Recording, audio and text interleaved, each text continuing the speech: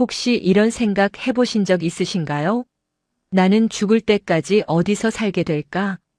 지금 사는 이 집에서? 아니면 자식 집 근처로? 요양원? 막연하게 나중에 생각하지 뭐하고 미루고 계신 건 아닌가요? 오늘 이 영상을 끝까지 들으시면 딱 3가지가 달라집니다. 첫째, 노후에 정말 살기 좋은 집의 구체적인 조건 3가지를 알게 되실 거예요. 둘째, 지금 사는 집이 노후에 맞는 집인지 스스로 판단할 수 있게 되실 겁니다. 셋째, 오늘부터 당장 실천할 수 있는 노후 주거 체크리스트를 갖게 되실 거예요.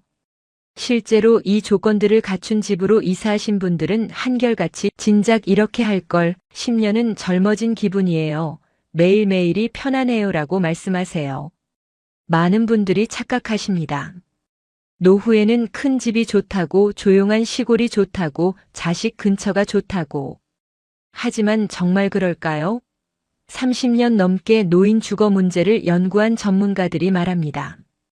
노후에 살기 좋은 집은 따로 있습니다. 크기도 위치도 중요하지만 가장 중요한 건 딱 3가지 조건입니다. 30분 후엔 여러분도 내가 죽을 때까지 살 집은 바로 이런 곳이구나 하고 명확하게 아실 겁니다. 끝까지 저와 함께 해주세요. 먼저 질문 하나 드리겠습니다. 여러분은 지금 사는 집에서 10년 후에도 살 수 있으실까요? 아니, 20년 후에도요? 많은 분들이 이 질문에 대답을 못하십니다. 왜냐하면 생각해 본 적이 없으니까요. 지금 살던 집에 계속 살겠지, 막연하게 그렇게 생각하시죠. 하지만 현실은 다릅니다.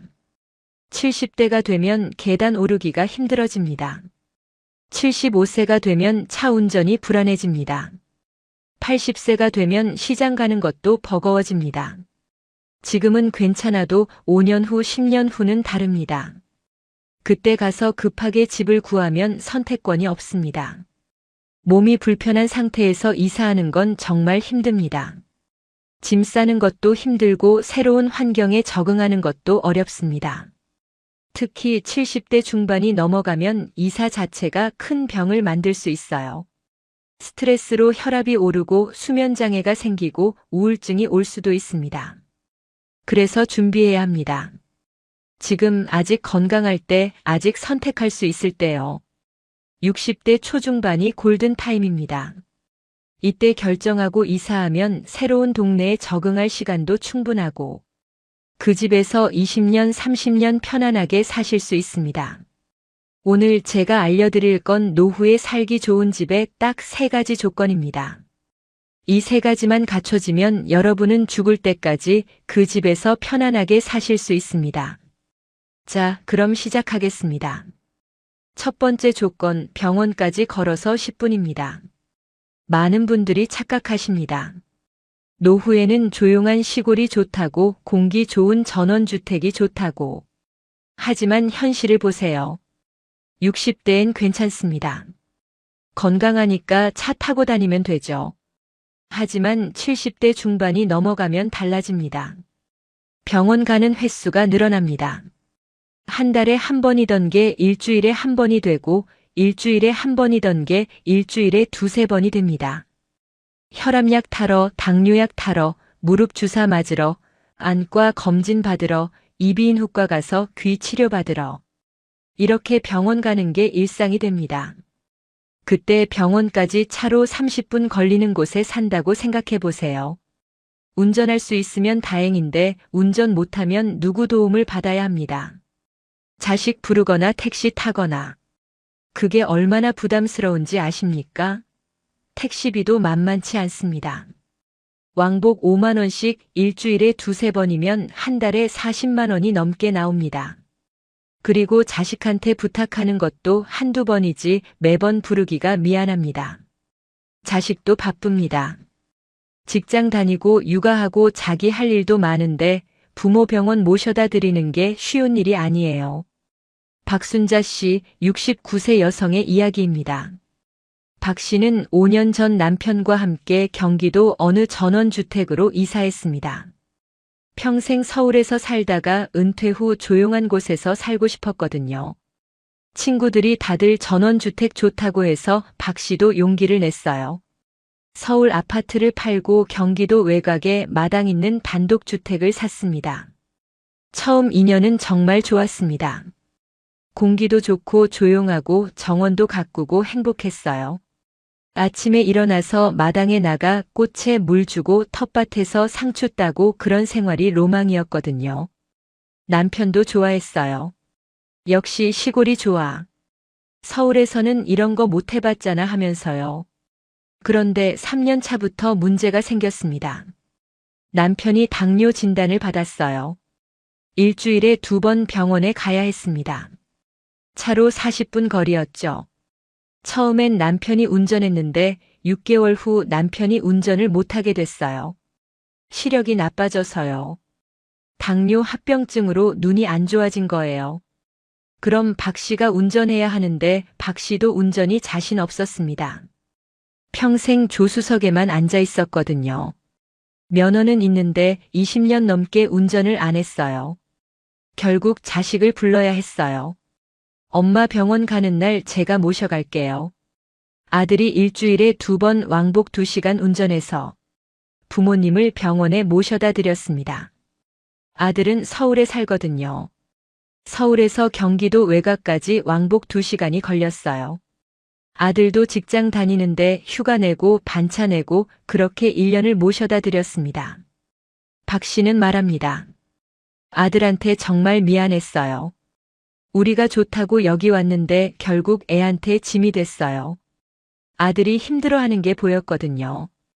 입으론 괜찮다고 했지만 얼굴에 피곤함이 가득했어요. 그래서 다시 이사했어요. 박 씨 부부는 결국 서울로 돌아왔습니다. 병원 가까운 곳으로요. 지금은 병원까지 걸어서 7분 거리에 삽니다. 전원주택보다 훨씬 작은 20평대 아파트예요. 마당도 없고 정원도 없습니다. 하지만 박 씨는 말합니다. 이제 편해요. 병원 갈 때 아무한테도 연락 안 해도 돼요. 그냥 걸어가면 되니까. 이게 얼마나 자유로운지 몰라요. 비 와도 우산 쓰고 걸어가면 되고 눈 와도 천천히 걸어가면 돼요. 아들한테 미안할 일도 없고 택시비 걱정할 일도 없고 정원 없어도 괜찮아요. 이게 훨씬 나아요. 병원까지 걸어서 10분. 이게 왜 중요한지 아시겠죠? 나이 들면 병원이 생활의 중심이 됩니다. 병원 가까운 곳에 사는 게 곧 독립적인 삶을 사는 겁니다. 자식한테 부탁 안 해도 되고 택시비 걱정 안 해도 되고 그냥 걸어가면 됩니다. 혼자서요. 이게 얼마나 큰 자유인지 경험해 보신 분들은 압니다. 병원만이 아닙니다. 약국도 중요합니다. 병원 가면 처방전 받아서 약국 가야 하잖아요. 약국도 가까워야 합니다. 그리고 한 가지 더 응급실도 생각하셔야 합니다. 나이 들면 응급 상황이 생길 수 있어요. 갑자기 가슴이 아프거나 넘어져서 다치거나 그럴 때 응급실이 가까우면 생명을 구할 수 있습니다. 골든타임이 중요하거든요. 그래서 노후에 살기 좋은 집의 첫 번째 조건은 병원까지 걸어서 10분입니다. 내과, 정형외과, 안과, 이비인후과 이런 기본 진료과가 있는 병원이요. 종합병원이면 더 좋고요. 이게 첫 번째입니다. 두 번째 조건, 계단 없는 집입니다. 많은 분들이 간과하십니다. 계단 몇 개쯤이야 아직 괜찮아 하고 생각하시죠. 하지만 계단은 나이 들수록 점점 높아집니다. 60대엔 계단 10개가 아무것도 아닌데 70대엔 숨이 차고 75세 넘어가면 무릎이 아파서 한 계단 한 계단 천천히 올라가야 합니다. 80세가 되면 계단이 공포가 됩니다. 넘어질까봐 무섭거든요. 실제로 노인 낙상 사고의 60% 이상이 계단에서 발생합니다. 계단에서 넘어지면 큰일입니다. 골절되면 회복이 어렵고 그대로 와상 생활로 이어질 수 있어요. 특히 대퇴골 골절이 무섭습니다. 노인이 대퇴골 골절되면 1년 안에 사망률이 20%가 넘는다는 통계도 있습니다. 그만큼 심각한 겁니다. 김영호 씨 71세 남성의 이야기입니다. 김 씨는 평생 2층 단독주택에서 살았습니다. 1층은 거실과 주방이고 2층은 침실이었어요. 계단은 15개 정도 됐습니다. 젊을 땐 계단 오르내리는 게 운동이라고 생각했죠. 하루에 몇 번씩 오르내리면 다리 운동 되는 거 아니야? 하면서 자랑스럽게 생각했어요. 그런데 68세 되던 해 무릎이 안 좋아졌어요. 계단 오를 때마다 아팠습니다. 처음엔 참았어요. 이 정도야 괜찮아. 나이 들면 다 그런 거지. 그런데 점점 심해졌습니다. 아침에 2층에서 내려올 때 난간을 꼭 잡아야 했어요. 한 계단씩 천천히 내려가는데 5분이 걸렸습니다. 저녁에 올라갈 땐 중간에 쉬어야 했고요. 7개 계단 오르고 쉬고 또 8개 계단 오르고 쉬고 그렇게 올라갔어요. 숨도 차고 무릎도 아프고 정말 힘들었습니다. 어느 날 밤 화장실 가려고 계단 내려가다가 발을 헛디뎠습니다. 굴러 떨어질 뻔했어요. 다행히 난간 잡아서 안 넘어졌지만 그날 이후로 김 씨는 계단이 무서워졌습니다. 이러다 진짜 크게 다치겠구나 싶었죠. 밤에 화장실 가는 게 무서워서 2층 화장실을 안 쓰고 1층까지 내려갔습니다. 그러니까 더 불편했어요. 아내가 말했습니다. 여보 이사 가요. 이렇게 살 수 없어요. 김 씨는 고민 끝에 이사를 결심했습니다. 엘리베이터 있는 아파트로요. 지금은 15층 아파트에 삽니다. 엘리베이터 타고 현관문 열면 집안이 다 평평합니다. 턱 하나 없어요. 계단 걱정이 없으니까 너무 편해요. 밤에 화장실 갈 때도 무섭지 않고 짐 들고 집에 올 때도 편하고. 진작 이렇게 할 걸 그랬어요. 무릎도 좋아졌어요. 계단 안 오르니까요. 계단 없는 집이 왜 중요한지 아시겠죠? 계단은 노인에게 장애물입니다. 매일 오르내려야 하는 장애물이요. 그 장애물이 없으면 삶이 얼마나 편해지는지 경험해 보신 분들은 압니다. 계단 없는 집이란 엘리베이터 있는 아파트일 수도 있고, 1층 빌라일 수도 있고 평지에 있는 단독주택일 수도 있습니다. 중요한 건 집 안팎에 계단이 없다는 거예요. 현관문 열고 바로 평지로 나갈 수 있는 구조요. 그리고 한 가지 더 집 안에도 턱이 없어야 합니다. 화장실 들어갈 때 턱 넘어야 하는 집 있죠? 그것도 나중엔 불편합니다. 넘다가 걸려 넘어질 수 있어요. 그래서 계단 없고 턱 없는 평평한 집이 노후의 최고입니다. 이게 두 번째 조건입니다. 세 번째 조건, 걸어서 10분 안에 생활 인프라가 다 있는 곳입니다. 병원만 가까우면 될까요? 아닙니다. 일상생활에 필요한 모든 게 가까워야 합니다. 시장, 슈퍼마켓, 약국, 은행, 우체국, 주민센터, 공원 이런 것들이요. 왜 이게 중요할까요? 나이 들면 매일 나가야 합니다. 집에만 있으면 안 돼요. 몸도 마음도 굳습니다. 매일 나가서 걷고 사람 만나고 벼 쐬고 그래야 건강합니다. 연구 결과도 있습니다. 매일 30분 이상 걷는 노인이 집에만 있는 노인보다 치매 발생률이 40% 낮다고 합니다. 우울증도 적게 걸리고 수명도 길어요. 그런데 나갈 곳이 없으면 나가질 않아요. 어디 갈 데가 있어야 나가지. 하지만 생활 인프라가 가까우면 다릅니다. 아침에 산책하면서 시장 들러서 과일 사고 우체국 들러서 택배 보내고 약국 들러서 약 받고 공원에서 친구 만나서 이야기하고 이렇게 하루 일과가 자연스럽게 만들어집니다. 목적 있는 외출이 되는 거예요. 그냥 운동하러 나가는 것보다 오늘은 시장 가서 뭐 사야지 하는 목적이 있으면 훨씬 더 나가고 싶어집니다. 이명숙 씨, 67세 여성의 이야기입니다.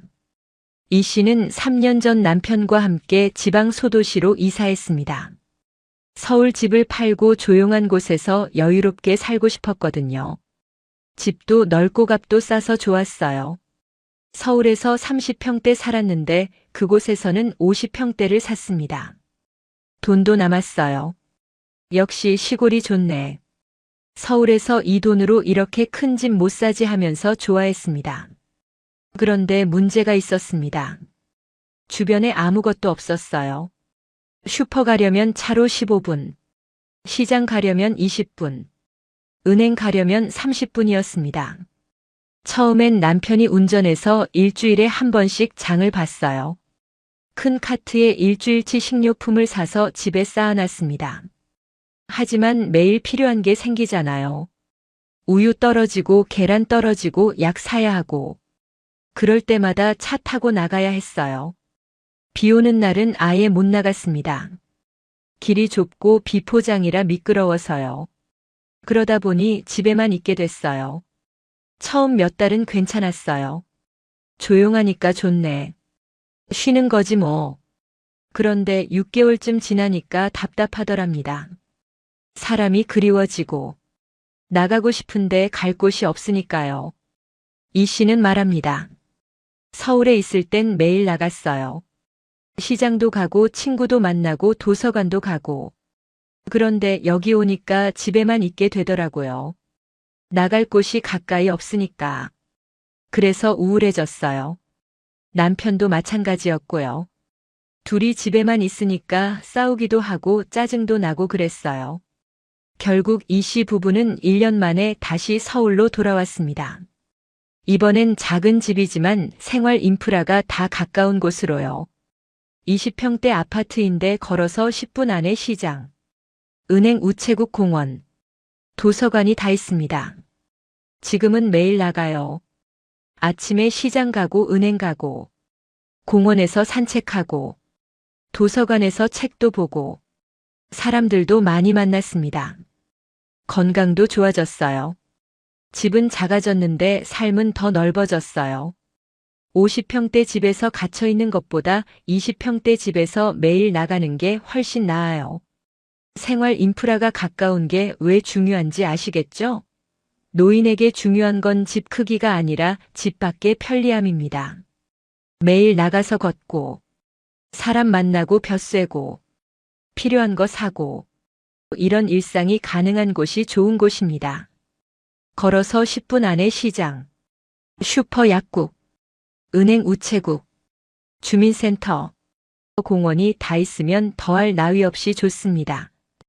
이게 세 번째 조건입니다. 자, 여기까지 세 가지 조건을 말씀드렸습니다. 정리하겠습니다.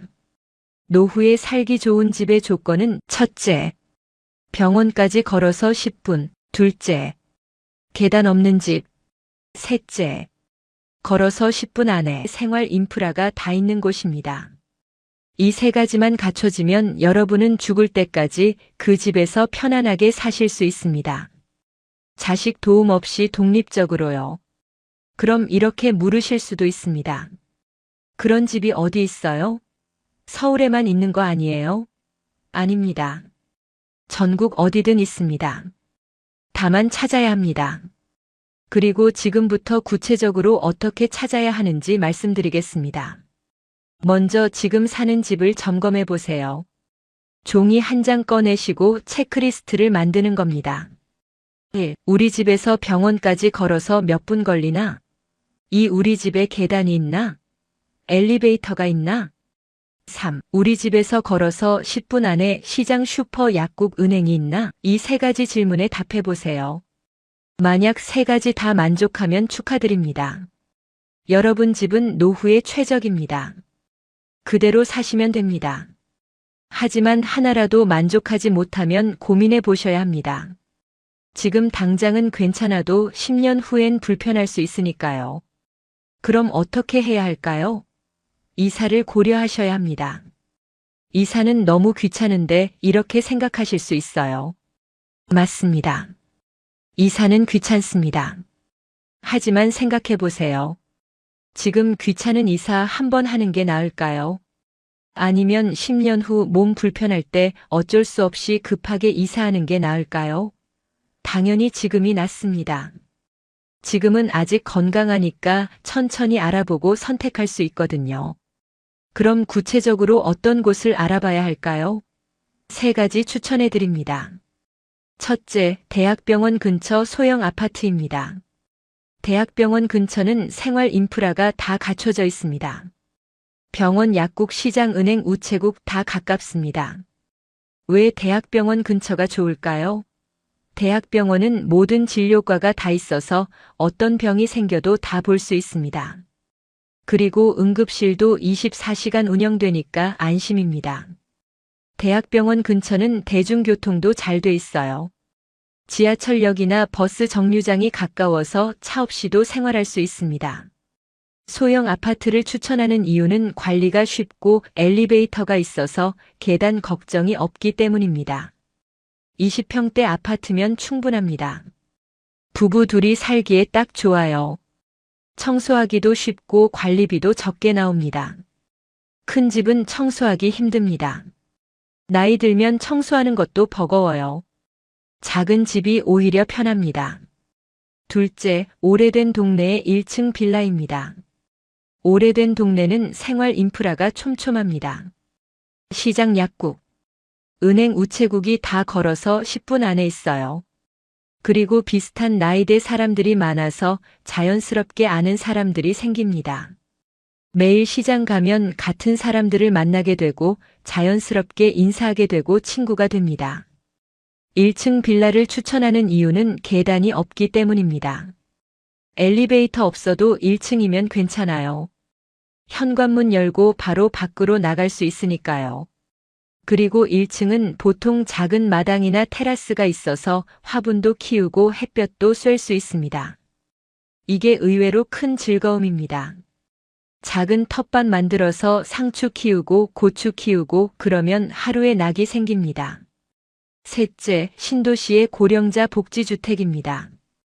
요즘 신도시에는 고령자를 위한 복지주택이 많이 생기고 있습니다. 이런 곳은 처음부터 노인을 위해 설계된 곳이라 계단도 없고 손잡이도 많고 응급 호출 시스템도 갖춰져 있습니다. 화장실에 손잡이가 있어서 앉았다 일어나기 편하고 미끄럼 방지도 돼 있습니다. 그리고 주변에 복지관, 보건소 같은 시설이 가까이 있어요. 임대로 나오는 곳도 많아서 목돈 없이도 들어갈 수 있습니다. 이런 곳들을 알아보세요. 인터넷 검색하면 나옵니다. 고령자 복지주택, 시니어 주택, 노인 임대주택 이렇게 검색하면 여러 정보가 나와요. 그리고 직접 가보세요.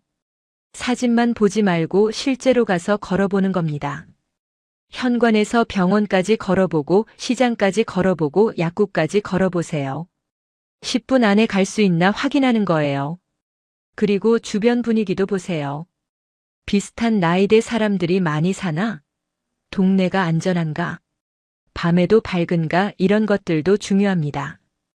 가로등이 잘 돼 있는지, CCTV가 있는지, 경찰서가 가까운지 이런 것도 체크하세요. 마지막으로 한 가지 더 말씀드리겠습니다. 집은 빨리 옮길수록 좋습니다. 아직 괜찮은데 굳이? 이렇게 생각하지 마세요. 지금 괜찮아도 5년 후, 10년 후는 다릅니다. 60대에 이사하는 것과 70대에 이사하는 건 완전히 다릅니다. 60대엔 아직 체력이 있어서 이사짐 정리도 할 수 있고 새로운 동네에 적응하는 것도 빠릅니다. 하지만 70대 중반이 넘어가면 이사 자체가 큰 스트레스예요. 몸도 힘들고 새로운 환경 적응도 어렵습니다. 그래서 60대 초중반에 이사하는 게 가장 좋습니다. 아직 건강할 때 내가 죽을 때까지 살 집으로 옮기는 거예요. 그럼 그 집에서 20년, 30년 편안하게 사실 수 있습니다. 그리고 새로운 동네에 적응할 시간도 충분합니다. 새 친구도 사귀고 단골 가게도 만들고 그러면서 10년, 20년 살다 보면 그곳이 완전히 내 동네가 됩니다. 여러분, 마지막으로 정리하겠습니다. 노후에 살기 좋은 집은 따로 있습니다. 크고 비싼 집이 아닙니다. 3가지 조건만 갖추면 됩니다. 첫째, 병원까지 걸어서 10분, 둘째, 계단 없는 집, 셋째, 걸어서 10분 안에 생활 인프라가 다 있는 곳. 이 3가지만 있으면 여러분은 죽을 때까지 독립적이고 편안하게 사실 수 있습니다. 자식 도움 없이 스스로요. 지금 당장 체크해 보세요. 지금 사는 집이 이 조건을 만족하나요? 만족하면 그대로 사시면 됩니다. 만족하지 못하면 지금부터 알아보세요. 60대에 옮기는 게 가장 좋습니다. 늦어도 70대 초반에는 옮기셔야 합니다. 그 이후엔 이사 자체가 힘드니까요. 노후의 집은 단순한 공간이 아닙니다. 여러분의 독립과 존엄을 지켜주는 곳입니다. 자식한테 짐이 되지 않고 스스로 살아갈 수 있게 해주는 곳입니다. 그 집을 지금 선택하세요. 오늘 이 영상을 보신 여러분은 이제 아십니다. 어떤 집이 노후에 좋은 집인지, 어떤 조건을 봐야 하는지, 언제 옮겨야 하는지. 이제 실천만 남았습니다. 미루지 마세요. 오늘부터 시작하세요. 오늘 이야기가 여러분께 조금이나마 도움이 되셨다면 구독과 좋아요로 함께 해주세요. 그리고 혹시 주변에 이 이야기가 필요한 분이 계시다면 부담 없이 카톡으로 공유해 주시면 감사하겠습니다. 여러분 한 분 한 분이 보내주시는 작은 응원과 격려가 제게는 정말 큰 힘이 되고 더 좋은 영상을 만들 수 있는 원동력이 됩니다. 항상 건강하시고 행복한 일만 가득하시길 바랍니다. 지금까지 황금노후였습니다. 진심으로 감사드립니다. 여러분 솔직하게 한번 생각해 보세요. 60이 넘으니 예전 같지 않다는 생각 자주 드시지 않습니까? 허리는 조금만 움직여도 뻐근하고 무릎은 계단 오르내릴 때마다 신경 쓰이고 사람을 만나도 설레지 않고 하루가 그냥 흘러가듯 지나가는 느낌, 혹시 요즘 그런 날들이 많으신가요? 이 나이가 되면 다 이런 거겠지. 사는 게 재미없는 게 당연한 거겠지. 그냥 하루하루 무탈하게 보내면 그걸로 된 거겠지. 혹시 이런 마음으로 오늘도 특별할 것 없는 하루를 보내고 계신 건 아닌가요? 그런데 여러분, 이게 정말 나이 탓일까요? 정말 60이 넘으면 인생은 재미없어지는 게 당연한 걸까요? 하지만 여러분 지금 이 순간에도 70대, 80대 분들 중에는 오늘 뭐 할지 고민하느라 하루가 짧다고 말하는 분들이 계십니다. 그분들은 특별히 돈이 많아서, 자식이 잘 돼서, 아니면 타고난 성격이 밝아서일까요? 아닙니다. 비밀은 다른 데 있습니다. 그분들은 인생을 다루는 방식, 특히 하루를 보내는 방식이 다를 뿐입니다. 오늘 이 시간에는 나이 들수록 오히려 인생이 더 재미있어지는 사람들, 늙어서도 웃음을 잃지 않는 사람들이 공통으로 가지고 있는 아주 작은 7가지 습관을 이야기해 보려 합니다. 혹시 지금 내 인생도 다시 재미있어질 수 있을까? 그 질문이 마음에 떠오르셨다면 집중해서 오늘 이야기를 끝까지 함께 들어주세요. 제가 아는 두 분의 이야기를 먼저 들려드리겠습니다. 두 분 모두 70대 초반이십니다. 나이도 비슷하고 경제적 형편도 크게 다르지 않습니다. 자식들도 모두 출가해서 각자 살림을 꾸리고 있고 건강도 나쁘지 않은 편입니다. 그런데 이 두 분의 하루는 전혀 다릅니다. 먼저 68세 김영자 씨 이야기입니다. 아침 7시쯤 일어나시면 창문을 열어 환기를 시키고 간단하게 스트레칭을 하십니다. 특별한 운동이 아니라 그냥 팔다리를 쭉쭉 펴는 정도입니다. 아침을 드시고 나면 동네 도서관에 가십니다. 책을 빌리러 가시는 게 아니라 그냥 신문이나 잡지를 보러 가십니다. 거기서 사람들 만나는 것도 좋아하세요.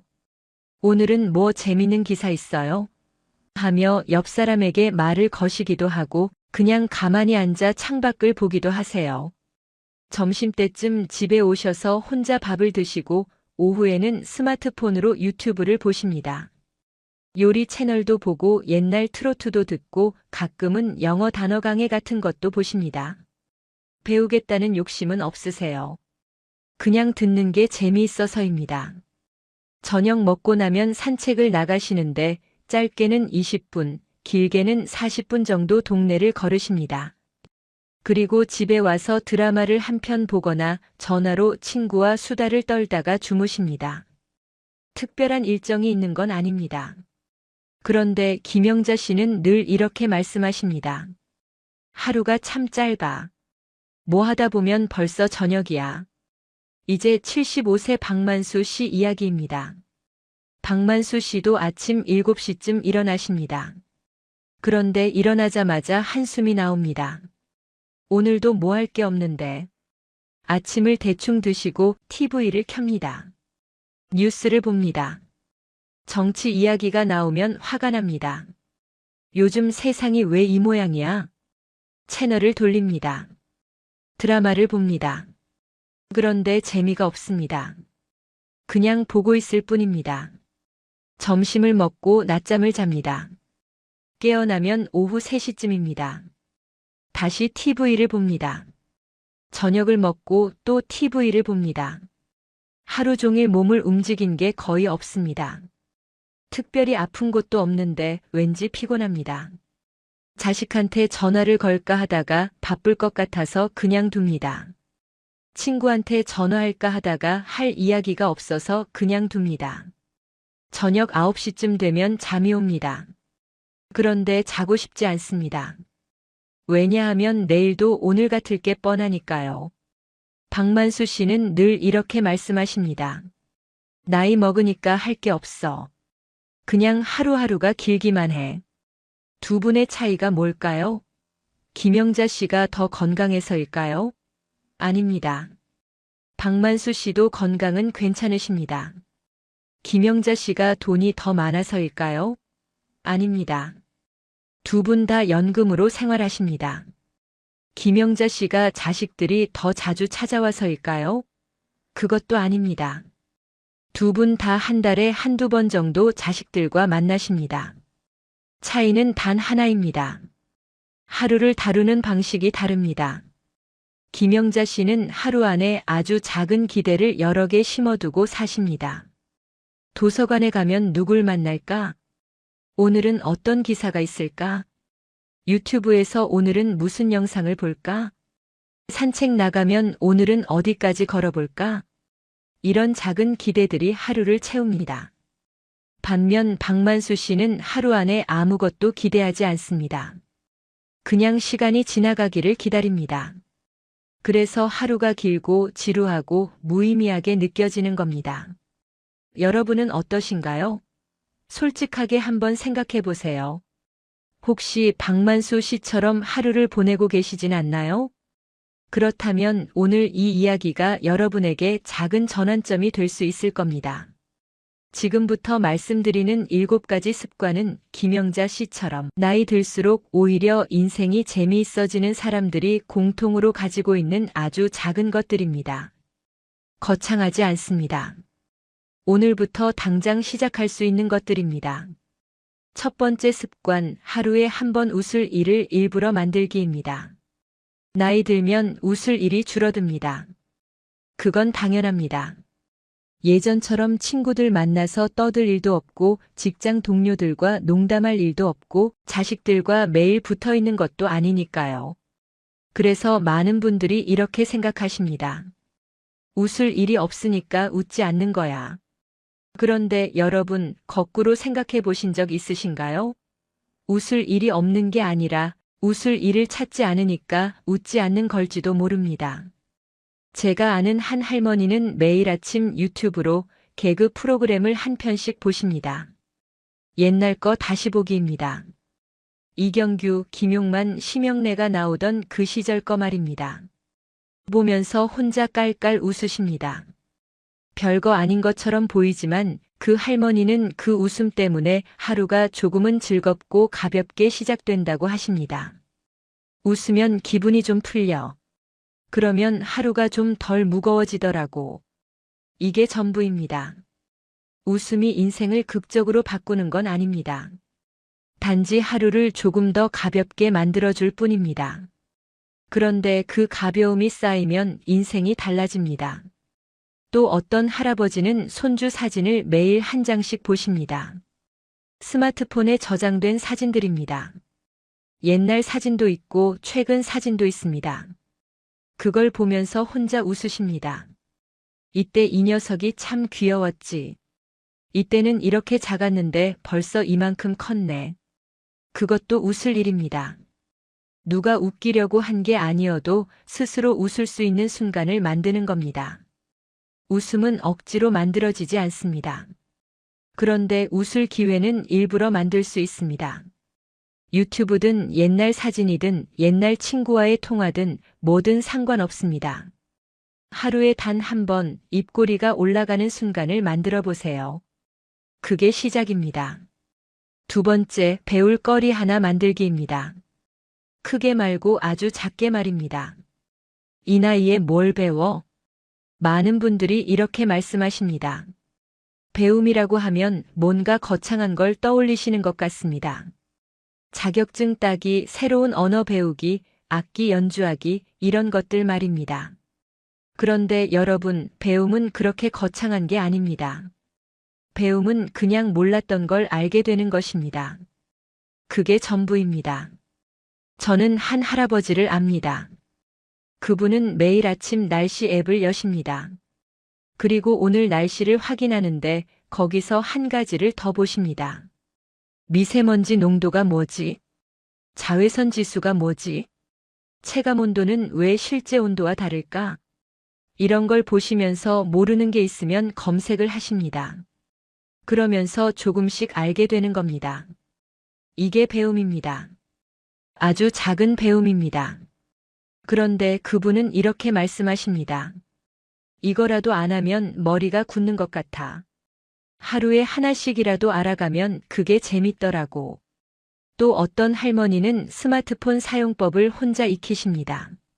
처음엔 자식이 가르쳐 줬는데 요즘은 유튜브 보면서 혼자 배우십니다.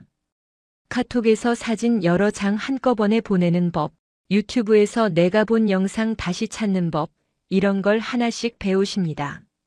그분도 말씀하십니다. 처음엔 답답했는데 하나씩 알아가니까 신기해.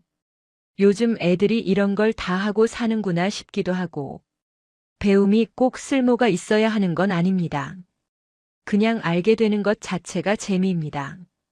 몰랐던 걸 알게 되면 뇌가 자극을 받습니다. 그러면 하루가 조금 덜 지루해집니다. 세 번째 습관, 사람, 뉴스, 감정과 거리 두기입니다.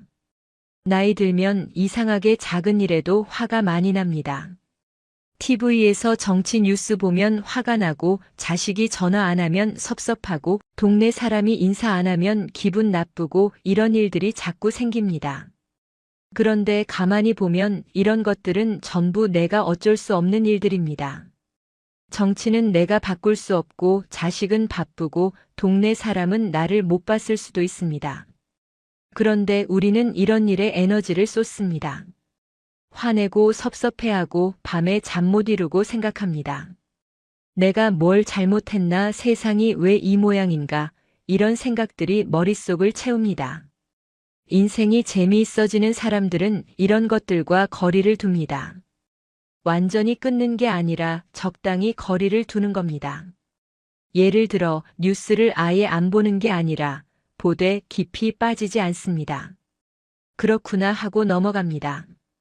자식이 전화 안 해도 섭섭해하지 않습니다. 바쁘겠지 하고 넘어갑니다. 기다리지 않습니다. 왜냐하면 기다리면 내가 피곤하니까요. 한 할아버지는 이렇게 말씀하셨습니다. 예전엔 뉴스 보면서 맨날 화냈어. 세상이 왜 이 모양이냐고. 그런데 어느 날 깨달았지. 내가 화낸다고 세상이 바뀌나? 안 바뀌더라고. 그래서 요즘은 뉴스 보다가도 그냥 끄고 음악 들어. 그게 훨씬 낫더라고. 또 어떤 할머니는 이렇게 말씀하셨습니다. 예전엔 친구들이랑 만나면 누가 뭐 잘못했다, 누가 나한테 섭섭하게 했다, 이런 얘기만 했어. 그런데 그러면 만나고 나서 기분이 안 좋더라고. 요즘은 그런 얘기 안 해. 그냥 드라마 이야기, 날씨 이야기, 꽃 이야기, 이런 거 하면서 웃고 헤어져. 그게 훨씬 편해. 거리두기가 무관심은 아닙니다. 그냥 집착하지 않는 겁니다. 내가 바꿀 수 없는 것에 에너지를 쓰지 않는 겁니다. 그러면 그 에너지를 내가 바꿀 수 있는 것, 내가 즐길 수 있는 것에 쓸 수 있습니다. 네 번째 습관, 비교 대신 관찰하기입니다. 나이 들면 비교가 습관처럼 따라옵니다. 옆집 할머니는 자식이 잘 살아서 용돈 많이 받는데 나는 아니라든지. 친구는 여행 다니는데 나는 집에만 있다든지. 누구는 손주가 몇 명인데 나는 자주 못 본다든지. 이런 비교들이 자꾸 생깁니다. 그런데 비교는 불행을 만듭니다. 내가 가진 것보다 내가 없는 것만 보이게 만듭니다. 인생이 재미있어지는 사람들은 비교를 하지 않습니다. 대신 관찰을 합니다. 관찰이 뭐냐고요? 있는 그대로 보는 겁니다. 판단하지 않고 평가하지 않고 그냥 보는 겁니다. 예를 들어 옆집 할머니가 새 옷을 입고 나왔다고 칩시다. 비교하는 사람은 이렇게 생각합니다. 저 사람은 돈이 많아서 좋겠네. 나는 옷도 못 사 입는데. 그런데 관찰하는 사람은 이렇게 생각합니다. 오, 저 할머니 오늘 옷 예쁘네. 저 색깔 잘 어울리는데. 이게 차이입니다. 비교는 나를 불행하게 만들고 관찰은 나를 평온하게 만듭니다. 한 할머니는 이렇게 말씀하셨습니다. 예전엔 친구들 만나면 누가 뭐 샀다, 누구는 손주가 몇 명이다, 이런 얘기 들으면 속이 상했어. 나는 왜 이것밖에 안 되나 싶고. 그런데 요즘은 그냥 들어. 아, 그렇구나. 좋겠다 하고 끝이야. 비교 안 해. 그러면 속 안 상해. 그게 참 편하더라고. 또 어떤 할아버지는 이렇게 말씀하셨습니다. 예전엔 TV 보다가도 저 사람은 집이 크네, 차가 좋네, 이런 생각했어. 그런데 그런 생각 해봤자 나한테 아무 소용 없더라고. 요즘은 그냥 저 사람은 저렇게 사는구나 하고 봐. 그게 전부야. 부러워하지도 않고 질투하지도 않아. 그냥 그런가 보다 하고 넘어가. 비교는 끝이 없습니다. 누구와 비교하든 항상 나보다 나은 사람이 있습니다. 그러니 비교는 평생 불행을 만들 뿐입니다. 대신 관찰을 해보세요. 있는 그대로 보세요. 판단하지 말고 평가하지 말고 그냥 보세요. 그러면 마음이 편해집니다.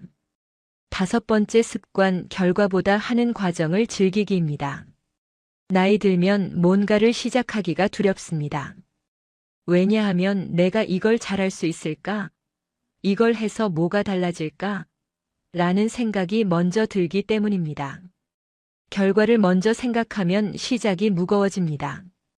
그래서 아무것도 안 하게 됩니다. 그런데 인생이 재미있어지는 사람들은 결과를 생각하지 않습니다. 그냥 과정을 즐깁니다. 예를 들어 어떤 할머니는 요즘 그림을 그립니다. 수채화입니다. 잘 그리시나요? 아니요. 잘 못 그려요. 그런데 그분은 상관없다고 하십니다. 나는 그림을 그리는 그 시간이 좋아. 붓으로 물감 찍어서 종이에 칠하는 그 느낌이 좋아. 결과가 어떻게 나오든 상관없어. 그냥 그리는 게 재밌어. 이게 전부입니다. 결과가 중요한 게 아니라 과정이 중요한 겁니다. 또 어떤 할아버지는 요즘 동네 산책로를 걷습니다. 매일 같은 길입니다. 그런데 지루하지 않으시대요. 매일 걷는데 매일 다른 걸 봐. 어제는 길가에 꽃이 피었더라고. 오늘은 새가 지저귀더라고. 내일은 또 뭐가 보일지 몰라. 그게 재밌어. 산책의 결과가 중요한 게 아니라 산책하는 과정이 중요한 겁니다. 여기서 독일 철학자 니체가 한 말이 생각납니다. 목표에 도달하는 것보다 목표를 향해 가는 과정이 더 중요하다는 말이죠. 쉽게 말하면 이런 겁니다. 우리는 평생 이걸 해서 뭐가 달라질까를 생각하며 살았어요. 시험 공부는 좋은 대학 가려고, 일은 돈 벌려고, 자식 키우는 것도 나중에 잘 되라고. 전부 결과를 위해서였죠. 그런데 노년은 달라요. 노년엔 거창한 결과를 기대하기 어렵습니다. 그래서 결과만 생각하면 허무해져요. 대신 지금 이 순간을 즐기면 돼요. 그림 그리는 지금 이 순간, 산책하는 지금 이 순간이 즐거우면 그게 전부예요. 그게 쌓이면 하루가 의미 있어지는 거죠. 우리는 평생 결과를 중시하며 살았습니다. 시험 성적, 승진, 돈, 자식 성공, 이런 것들이 전부 결과였습니다. 그런데 노년은 다릅니다. 노년은 결과를 기대할 게 많지 않습니다. 그래서 결과를 생각하면 허무해집니다. 대신 과정을 즐기면 하루가 달라집니다. 뭔가를 하는 그 순간이 즐거우면 그게 전부입니다. 결과가 어떻게 나오든 그 순간은 이미 의미가 있으니까요. 요즘 여러분 하루에는 웃을 일이 있습니까? 마지막으로 배우는 재미를 느낀 게 언제였나요? 혹시 아무것도 안 해서 더 지치고 있지는 않으신가요? 잠깐 생각해 보세요. 여러분의 하루는 김영자 씨와 가까운가요? 아니면 박만수 씨와 가까운가요? 6번째 습관. 혼자 있는 시간을 불안이 아니라 자유로 인식하기입니다. 나이 들면 혼자 있는 시간이 많아집니다. 배우자가 먼저 가신 분도 계시고 배우자와 함께 계셔도 각자 시간을 보내는 경우도 많습니다. 자식들은 각자 바쁘고 친구들도 만나기 쉽지 않습니다. 그래서 많은 분들이 혼자 있는 시간을 외롭다고, 불안하다고, 무의미하다고 느끼십니다. 혼자 있으니까 쓸쓸해, 혼자 있으니까 생각만 많아져, 이런 말씀들을 자주 하십니다. 그런데 인생이 재미있어지는 사람들은 혼자 있는 시간을 다르게 받아들입니다. 외로움이 아니라 자유로 받아들입니다. 이제 나는 누구 눈치 안 보고 내가 하고 싶은 걸 할 수 있어. 이제 나는 누구한테 맞춰주지 않아도 돼. 이렇게 생각하십니다. 한 할머니는 이렇게 말씀하셨습니다. 예전엔 혼자 있으면 외로웠어. 그런데 요즘은 혼자 있는 게 편해. 아무도 나한테 이래라 저래라 안 하고 내가 하고 싶은 거 하고 먹고 싶은 거 먹고 보고 싶은 거 보고. 이게 참 좋더라고. 평생 남편 자식 뒷바라지 하느라 내 시간이 없었는데 이제야 내 시간이 생긴 거야. 또 어떤 할아버지는 이렇게 말씀하셨습니다. 혼자 있으면 생각이 많아진다고들 하는데 나는 그게 나쁘지 않아. 오히려 좋아. 평생 바쁘게 살다가 이제야 내 인생을 돌아볼 시간이 생긴 거잖아. 후회되는 것도 있고 잘한 것도 있고 그런 걸 생각하면서 정리하는 것도 의미 있더라고. 7번째 습관. 괜찮다는 말을 스스로에게 자주 해주기입니다. 나이 들면 스스로에게 가혹해집니다. 나는 왜 이것밖에 못하지? 나는 왜 자식한테 이것밖에 못해주지? 이런 생각들이 자꾸 듭니다. 평생 누군가를 위해 살아온 분들일수록 이런 생각이 더 심합니다. 자식을 위해, 가족을 위해, 회사를 위해 평생 열심히 살았는데 이제 와서 돌아보니 뭐가 남았나 싶고 스스로가 초라하게 느껴집니다. 그런데 여러분, 그렇지 않습니다. 여러분은 잘하셨습니다. 평생 책임감 있게 살아오셨습니다. 누구 탓하지 않고 묵묵히 자기 몫을 다하셨습니다. 그런데 이제는 스스로에게 조금 관대해지셔도 됩니다.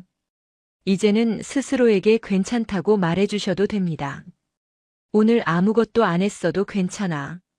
쉬는 것도 필요하니까. 자식한테 많이 못해줬어도 괜찮아. 내가 할 수 있는 만큼은 했으니까.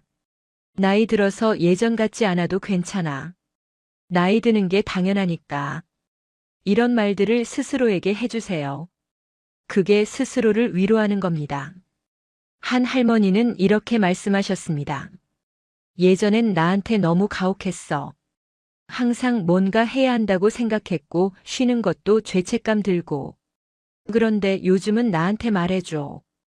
괜찮아, 괜찮아 하고. 그러면 마음이 편해져. 나도 사람인데 쉴 수도 있고 못할 수도 있는 거잖아. 또 어떤 할아버지는 이렇게 말씀하셨습니다.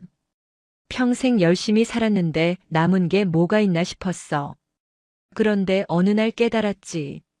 남는 게 있고 없고가 중요한 게 아니라 내가 최선을 다했다는 게 중요한 거더라고. 그걸 인정해주면 돼. 나한테. 나 잘했어. 수고했어 하고.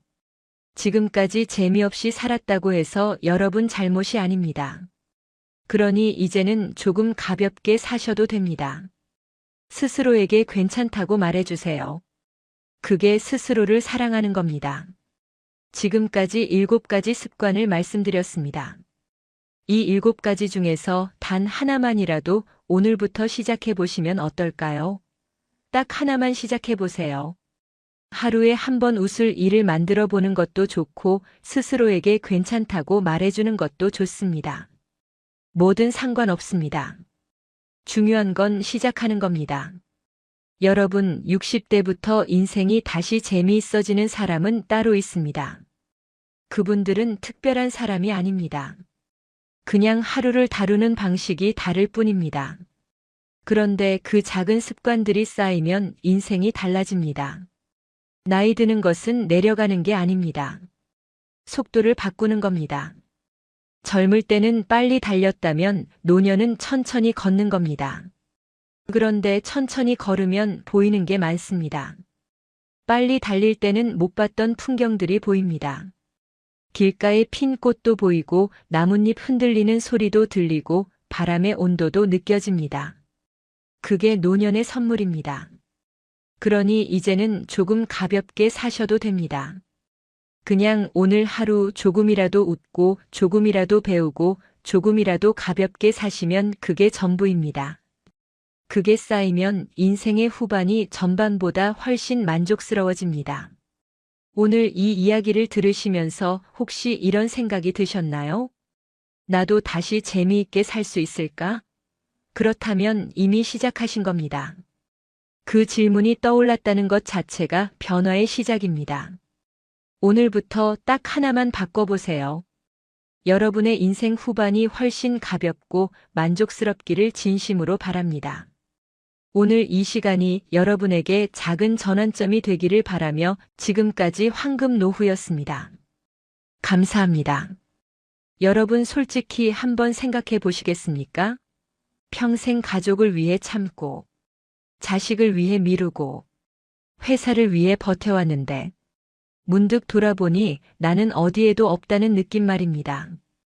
아직도 누군가의 기대에 맞추느라 하고 싶은 말은 삼키고, 가고 싶은 곳은 미뤄두고 계신가요? 그런데 말입니다. 60세가 넘었다면, 이제는 더 잘 살아야 할 이유가 아니라 더 편안하게 살아도 될 자격이 생긴 겁니다. 인생은 생각보다 단순합니다. 오늘 이 이야기에서 왜 60대 이후의 삶이 오히려 천국이 될 수 있는지 귀에 쏙 들어오게 차근차근 말씀드리겠습니다. 첫 번째 60대 후반인 이영수 어르신의 이야기입니다. 그분은 평생을 직장에서 가정에서 최선을 다해 살아오셨습니다. 자식들 대학 보내느라 결혼시키느라 부모님 병원비 대느라 정신없이 달려왔다고 합니다. 그러다 정년퇴직을 하고 나니 갑자기 시간이 너무 많아진 겁니다. 아침에 일어나도 갈 곳이 없고 할 일도 없고 그저 하루가 길기만 했습니다. 처음에는 여행도 가보려 했지만 마음 한편이 계속 불편했답니다. 이렇게 놀고 있어도 되나? 자식들은 아직 고생하는데 나만 편하게 있어도 되나라는 생각이 끊임없이 들었다고 합니다. 그렇게 몇 년을 보내다가 어느 날 건강검진에서 간암 2기 진단을. 어르신은 큰 충격을 받으셨습니다. 그때 어르신은 문득 깨달았습니다. 아, 나는 평생 참고만 살았구나. 60년 넘게 나를 위해 산 날이 거의 없었구나라는 것을 말입니다. 그 순간부터 그분의 삶이 조금씩 달라지기 시작했습니다. 더 이상 미루지 않기로 했습니다. 건강할 때 움직일 수 있을 때, 지금 이 순간부터 나를 위해 살기로 결심한 것입니다. 이 이야기가 특별한 이유는 우리 대부분이 비슷한 경험을 하고 있기 때문입니다. 평생을 참고 살아온 세대입니다. 자식을 위해서, 가족을 위해서, 때로는 체면과 남의 시선을 위해서 나 자신은 뒤로 미루고 또 미루며 살아온 힘겨운 세월이었습니다. 그렇게 살다 보니 어느새 60대, 70대가 되었고 이제야 조금 여유가 생긴 것 같은데도 마음 한편에는 여전히 불안함과 복잡함이 자리 잡고 있습니다. 왜 그럴까요? 마음속으로 여러분 자신에게 질문을 던져보십시오. 평생을 바쁘게 누군가를 위해 살아왔기 때문입니다. 멈추는 법을, 쉬는 법을, 나를 위해 사는 법을 배워본 적이 없기 때문입니다. 우리는 늘 무언가를 해야만 가치 있다고 배웠습니다. 쉬면 게으른 것이고 천천히 가면 뒤처지는 것이고 나를 위하면 이기적인 것이라고 배웠습니다. 왜 그렇게 배웠을까요? 하지만 그것은 착각이었습니다. 이제는 그 착각에서 벗어날 때입니다. 인생은 정말 별거 없습니다. 우리가 생각하는 것보다 훨씬 더 단순합니다. 복잡하게 만드는 것은 세상이 아니라 우리 자신입니다. 남들이 어떻게 생각할까? 자식들이 뭐라고 할까? 이 나이에 이런 걸 해도 되나? 이런 생각들이 우리를 복잡하게 만듭니다. 하지만 진실은 이렇습니다. 이제는 그런 생각들을 내려놓아도 됩니다. 60대가 넘으면 더 이상 애쓰는 인생이 아니라 내려놓는 인생을 살 때입니다. 평생 짊어지고 온 짐들을 하나씩 내려놓을 때입니다. 자식에 대한 책임감, 세상에 대한 의무감, 체면과 자존심, 남과의 비교, 이 모든 것들을 조금씩 내려놓으면 마음이 한결 가벼워집니다. 이것은 포기가 아닙니다. 노년 삶의 지혜입니다. 평생을 달려온 사람이 이제는 천천히 걸어도 되는 것처럼 평생을 버텨온 사람이 이제는 편안하게 쉬어도 되는 것입니다. 왜 노년에 마음이 더 불안하고 복잡해지는지 아십니까? 시간은 많아졌는데 할 일은 없고 자유는 생겼는데 어떻게 자유를 누려야 할지 모르기 때문입니다. 평생을 정해진 틀 안에서 나를 위해 살지 못하고 누군가의 기대에 맞춰 살아왔기 때문입니다. 갑자기 주어진 자유가 오히려 불편하고 두려운 것입니다. 그래서 많은 분들이 여전히 바쁘게 살려고 합니다. 일을 찾고 모임을 만들고 끊임없이 뭔가를 하려고 합니다. 가만히 있으면 안 될 것 같고 쉬면 게으른 것 같고 아무것도 안 하면 쓸모없는 사람이 된 것 같은 느낌이 듭니다. 하지만 그것은 착각입니다. 쉬는 것은 게으름이 아닙니다. 천천히 사는 것은 나태함이 아닙니다. 아무것도 안 하는 시간이 오히려 가장 소중한 시간일 수 있습니다. 평생 참고 바쁘게 살아온 사람일수록 이제는 더 많이 내려놓아야 합니다. 나 자신을 위해 사셔야 합니다. 더 많이 쉬어야 합니다. 더 느리게 살아야 합니다. 이것이 바로 60대 이후 삶의 핵심입니다. 혼자 있는 시간을 외로움이라고 생각하는 분들이 많습니다. 하지만 혼자 있는 시간은 외로움이 아니라 회복입니다. 평생 누군가와 함께하고 누군가를 돌보고 누군가의 말에 귀 기울이며 살아왔다면 이제는 나 자신과 함께하는 시간이 필요합니다. 조용히 앉아 차 한 잔을 마시는 시간, 아무 생각 없이 창밖을 바라보는 시간, 좋아하는 음악을 들으며 행복한 미소를 지으며 눈을 감는 시간. 이런 시간들이 바로 우리를 회복시키는 시간입니다. 혼자 있다고 해서 고독한 것이 아닙니다. 오히려 혼자 있을 때 우리는 진정한 나 자신을 만날 수 있습니다. 세상의 소음과 남들의 시선에서 벗어나 오롯이 나 자신에게 집중할 수 있습니다. 그 시간이 바로 천국 같은 시간입니다. 어느 분은 이렇게 말씀하셨습니다. 혼자 있는 시간이 처음에는 너무 외로웠는데 이제는 그 시간이 가장 평화롭습니다. 누구도 나를 부르지 않고 아무것도 서두를 필요 없고 그냥 고요한 그 순간이 천국입니다. 천국 같은 삶이라는 것이 거창한 것이 아닙니다. 멀리 여행을 가거나 큰 일을 해야 하는 것이 아닙니다. 천국은 지금 이 순간, 바로 여기에 있습니다. 아침에 일어나서 서두르지 않아도 되는 것, 오늘 하루 계획을 내 마음대로 세울 수 있는 것, 누군가의 눈치를 보지 않고 내가 하고 싶은 것을 할 수 있는 것, 이것이 바로 천국입니다. 조용한 아침, 따뜻한 햇살, 맛있는 식사, 편안한 의자, 좋은 사람과의 대화, 이 모든 것이 천국입니다. 우리가 놓치고 있었던 것은 이런 소소한 것들입니다. 너무 멀리, 너무 크게, 너무 대단한 것을 찾느라 바로 곁에 있는 행복을 보지 못했던 것입니다. 천국은 특별한 곳이 아니라 일상 속에 있습니다. 평범한 하루가 천국이 될 수 있습니다. 아무 일도 일어나지 않는 조용한 하루가 천국이 될 수 있습니다. 60대 이후의 삶은 더 이상 무언가를 증명할 필요가 없는 삶입니다. 남에게 인정받을 필요도 없고 성공을 보여줄 필요도 없고 열심히 산다는 것을 증명할 필요도 없습니다. 이미 우리는 충분히 살아왔습니다. 충분히 애썼습니다. 충분히 참았습니다. 이제는 그저 편안하게 살면 됩니다. 잘 살아야 한다는 강박에서 벗어나 편안하게 살아도 된다는 것을 받아들여야 합니다. 이것이 인생의 중요한 전환점입니다. 더 이상 목표를 세우고 달성하려 애쓰는 삶이 아니라 그저 오늘 하루를 편안하게 보내는 삶. 그것이 바로 60대 이후의 진짜 삶입니다. 우리는 평생 더 잘해야 한다.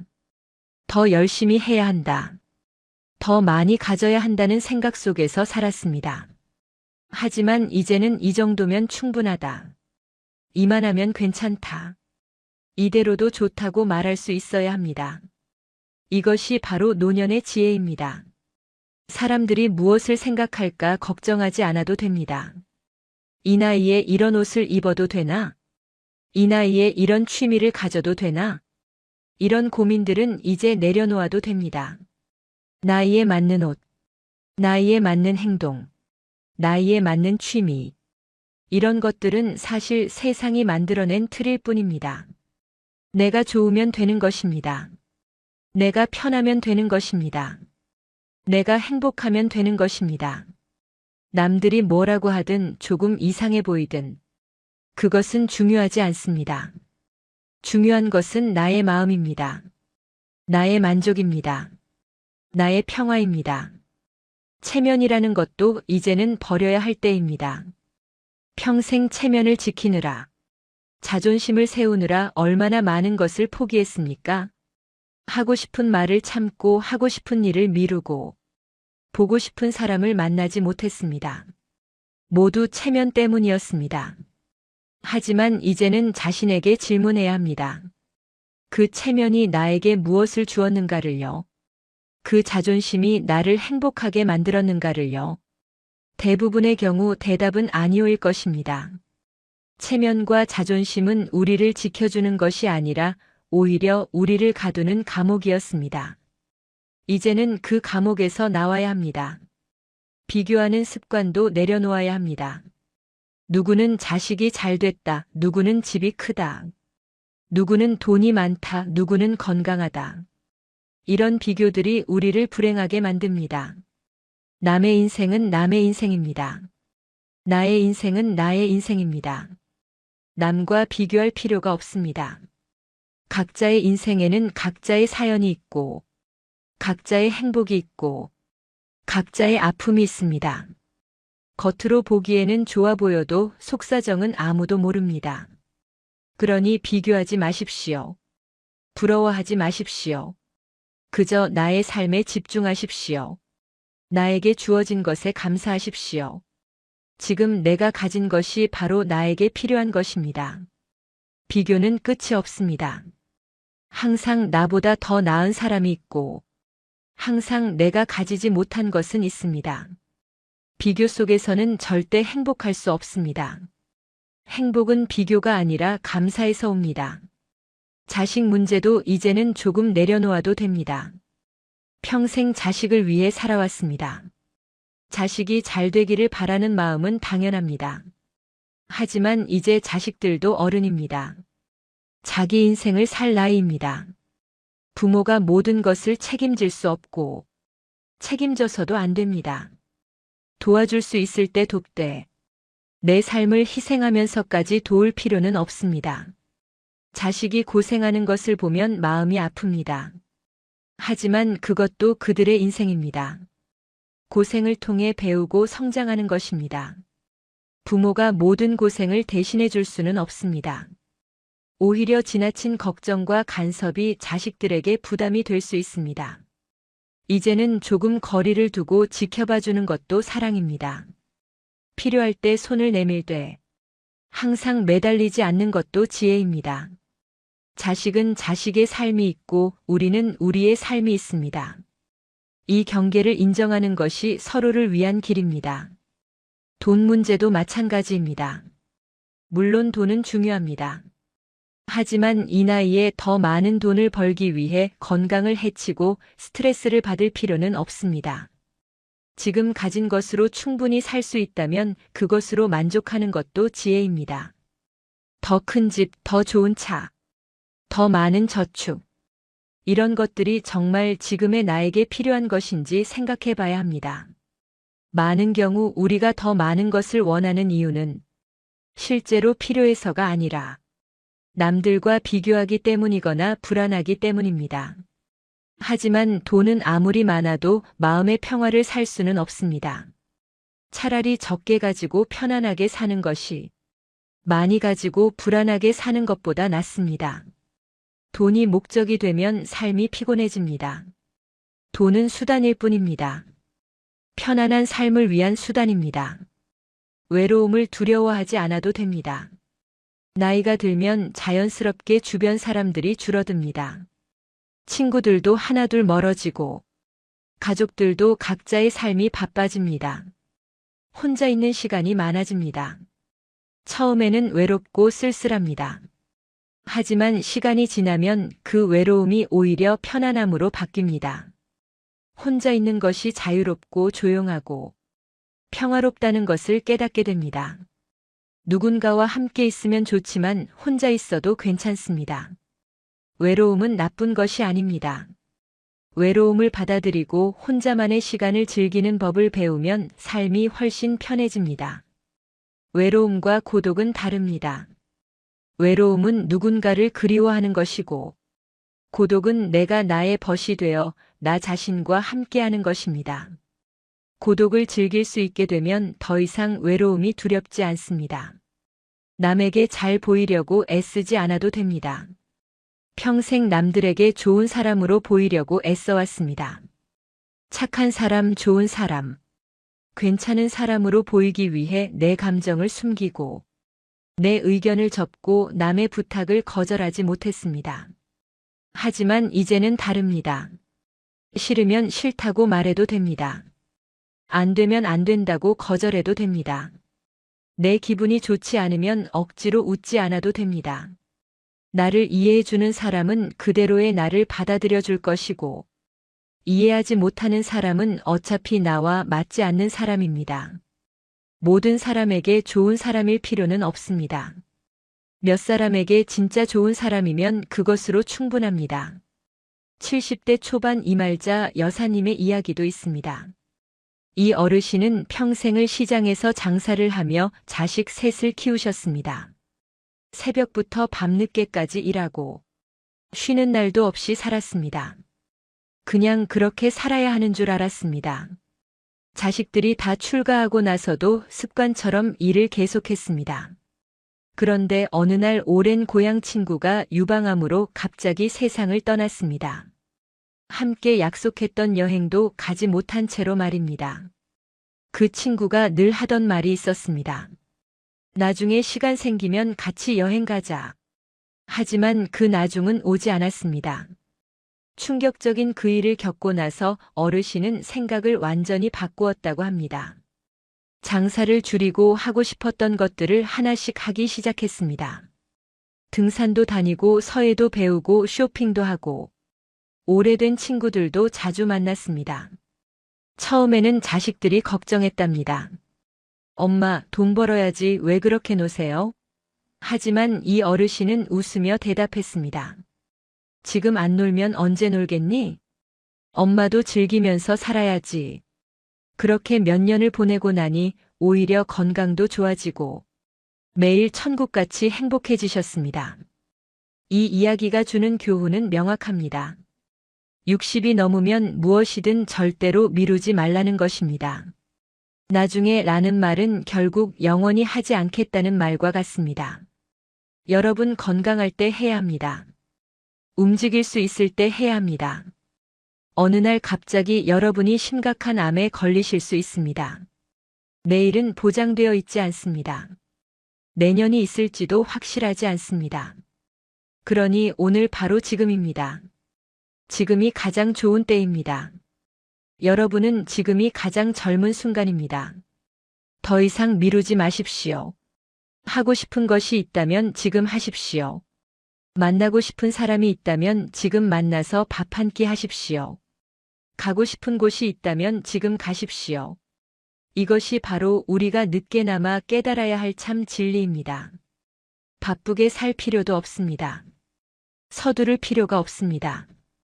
급할 것이 없습니다. 시간은 충분합니다. 느리게 사는 것은 게으른 것이 아닙니다. 느리게 살아야 비로소 보이는 것들이 있습니다. 빠르게 지나칠 때는 보이지 않던 것들이 천천히 걸을 때 보입니다.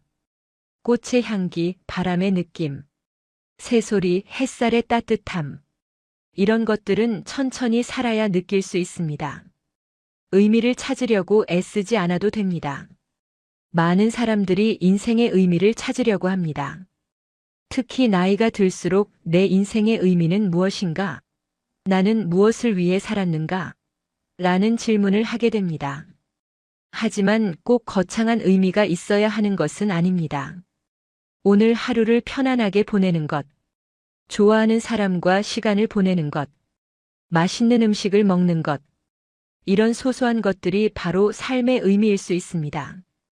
의미는 멀리 있지 않습니다.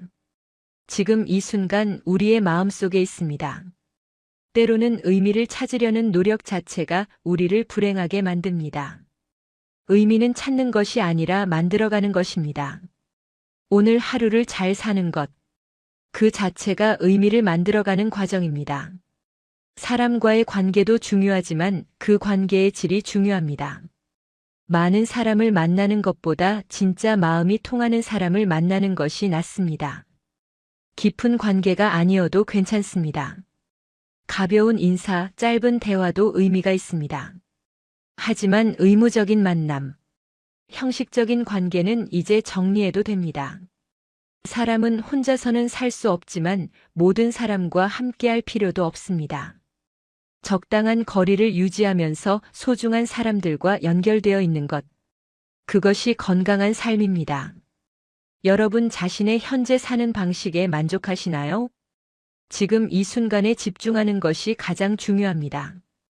과거에 머물지 않고 미래를 걱정하지 않고 지금 이 순간에 집중하는 것입니다. 지금 먹고 있는 음식의 맛을 느끼고 지금 마시는 차의 향을 맡고 지금 부는 바람을 느끼고 지금 듣고 있는 소리에 귀 기울이는 것입니다. 지금 이 순간이 바로 삶입니다. 과거는 이미 지나갔고 미래는 아직 오지 않았습니다. 우리가 가진 것은 오직 지금뿐입니다. 이 순간을 놓치면 다시는 돌아오지 않습니다. 그러니 지금 이 순간을 소중히 여기고 온전히 느끼고 충분히 즐기는 것입니다. 잘 하실 수 있으시겠죠? 단순하게 사는 것도 지혜입니다. 복잡한 것을 버리고 필요 없는 물건을 버리고 복잡한 관계를 정리하고 복잡한 생각을 내려놓는 것입니다. 단순하게 살수록 마음이 편해집니다. 많이 가지려고 하지 않고 적게 가지고 만족하는 것입니다. 단순함은 가난이 아니라 자유입니다. 적게 가질수록 관리할 것도 적고 걱정할 것도 적고 집착할 것도 적습니다. 단순한 삶은 가벼운 삶입니다. 가벼운 삶은 자유로운 삶입니다. 인생은 정말 별거 없습니다. 우리가 생각하는 것만큼 복잡하지 않습니다. 우리가 걱정하는 것만큼 어렵지 않습니다. 우리가 두려워하는 것만큼 무섭지 않습니다. 인생은 그저 하루하루를 살아가는 것입니다. 숨 쉬고 먹고 자고 일어나고 또 하루를 시작하는 것입니다. 그 과정에서 기쁨도 있고 슬픔도 있고 외로움도 있고 행복도 있습니다. 그것이 인생입니다. 특별한 것이 아니라 평범한 것입니다. 인생 별거 없다는 말은 인생이 가치 없다는 뜻이 절대로 아닙니다. 오히려 그 반대입니다. 인생을 너무 무겁게, 너무 진지하게, 너무 복잡하게 만들 필요가 없다는 뜻입니다. 단순하게 가볍게, 편안하게 살아도 된다는 뜻입니다. 대단한 것을 이루지 않아도, 특별한 사람이 되지 않아도, 많은 것을 가지지 않아도, 그저 평범하게 살아도 괜찮다는 뜻입니다. 60세가 넘으면 이렇게 살아야 진짜 천국입니다. 천국은 죽어서 가는 곳이 아닙니다. 천국은 지금 여기에 있습니다. 마음먹기에 따라 지금 이 순간이 천국이 될 수 있습니다. 비교하지 않고 경쟁하지 않고 애쓰지 않고 그저 편안하게 사는 것. 그것이 천국입니다. 잘 아시겠죠? 아침에 눈을 떠서 오늘도 살아있구나 하고 감사하는 것. 그것이 천국입니다. 좋아하는 사람과 함께 차를 마시며 이야기 나누는 것. 그것이 천국입니다. 따뜻한 햇살 아래 산책하는 것. 그것이 천국입니다. 밤에 편안하게 잠자리에 드는 것. 그것이 천국입니다. 천국 같은 삶은 미래에 있는 것이 아닙니다. 지금 이 순간의 태도에서 시작됩니다. 내일부터가 아니라 오늘부터입니다. 큰 변화가 필요한 것이 아닙니다. 작은 태도의 변화면 충분합니다. 조금 더 자신에게 관대해지는 것, 조금 느리게 사는 것, 조금 더 감사하는 것, 조금 더 내려놓는 것. 이런 작은 변화들이 모여서 천국 같은 삶을 만듭니다. 오늘 하루는 나 자신에게 선물을 해주세요. 나를 위해 살아봐도 되겠습니다. 누군가의 기대를 충족시키기 위해서가 아니라 나 자신을 위해서 말입니다. 오늘 하루만큼은 하고 싶은 것을 하고, 먹고 싶은 것을 먹고 만나고 싶은 사람을 만나고, 쉬고 싶으면 쉬어도 되겠습니다. 오늘 하루만큼은 미안해하지 않고 변명하지 않고, 그저 나 자신으로 살아도 되겠습니다. 그렇게 하루를 보내고 나면 느낄 것입니다. 아, 이렇게 사는 것도 괜찮구나. 이것도 충분히 행복한 삶이구나라는 것을 말입니다. 60년을 참고 살아온 인생입니다. 이제는 진짜 나를 위해 살 때입니다. 지금 이 순간부터 시작하는 것입니다. 늦지 않았습니다. 아니, 지금이 바로 가장 좋은 때입니다. 건강할 때입니다. 움직일 수 있을 때입니다. 결심할 수 있을 때입니다. 오늘부터 나를 위한 삶을 시작하는 것입니다. 편안한 삶을 시작하는 것입니다. 천국 같은 삶을 시작하는 것입니다. 그것이 바로 60대 이후 가장 지혜로운 선택입니다. 여기까지 긴 이야기를 들어주셔서 진심으로 감사드립니다. 오늘 이 시간이 여러분께 작은 위로가 되었기를 바랍니다. 혹시 지금 마음 한편이 조금이라도 가벼워지셨다면 그것만으로도 충분합니다. 기억하십시오. 인생은 별거 없습니다. 60대 이후는 더 잘 살아야 할 때가 아니라 더 편안하게 살아도 되는 때입니다. 내려놓는 것이 포기가 아니라 지혜이고, 천천히 사는 것이 게으름이 아니라 여유이며, 나를 위하는 것이 이기심이 아니라 당연한 권리입니다. 오늘부터 지금 이 순간부터 조금씩 시작해 보십시오. 작은 변화면 충분합니다. 그 작은 변화가 모여 천국 같은 삶을 만들 것입니다. 여러분의 남은 인생이 평온하고 행복하기를 진심으로 기원합니다. 지금까지 황금노후였습니다. 감사합니다. 여러분 솔직히 한번 생각해 보시겠습니까? 최근에 누가 나를 정말 행복하게 해준 적이 있으셨나요? 자식들, 친구들, 아무도 없었다고요? 괜찮습니다. 나는 가족이 있는데 왜 이렇게 외로울까? 아침에 눈을 뜨면 제일 먼저 핸드폰을 확인하게 되잖아요. 자식에게 연락이 왔나, 누가 나를 찾았나 하고요. 그런데 아무 연락이 없으면 괜히 마음 한구석이 서운해집니다. 평생 가족을 위해 살았어요. 남편 뒷바라지하고 자식 키우고 손주까지 돌봤습니다. 내 시간은 없었어요. 내가 뭘 좋아하는지도 잊고 살았죠. 그냥 그렇게 살아야 하나보다 하고 살았습니다. 그런데 지금 정작 나는 혼자입니다. 이상한 일이에요. 분명 가족은 있는데 더 외로워요. 혹시 이런 생각해 보셨나요? 이제는 내가 누구를 위해 사는 걸까? 그렇습니다. 오늘 이 이야기는 바로 여러분을 위한 이야기예요. 하지만 오늘 제가 하려는 이야기는 혼자 사는 분의 슬픈 이야기가 아닙니다. 오늘 이야기는 혼자 살아도 괜찮아지는 인생의 이야기예요. 아니, 어쩌면 혼자 사는 것이 축복이 될 수도 있는 인생의 이야기입니다. 오늘 제 이야기를 끝까지 들어주신다면 여러분의 마음속 무언가가 조금은 가벼워질 수 있을 거예요. 자, 그럼 시작하겠습니다.